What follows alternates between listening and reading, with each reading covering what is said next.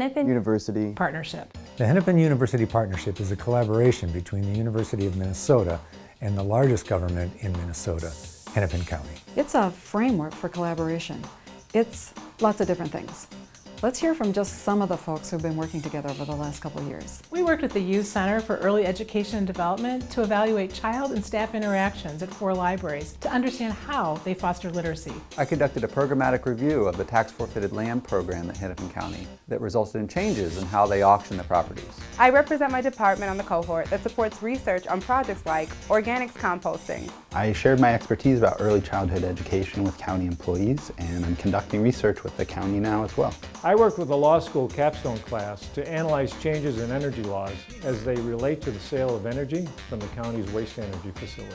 I conducted research to answer the question whether a light rail provided access to jobs for low-wage workers. I recently hired a university student to help collect and analyze data to evaluate, plan, and research programming options in my work with community corrections. I worked on a real-world problem evaluating the effectiveness of a business waste recycling program.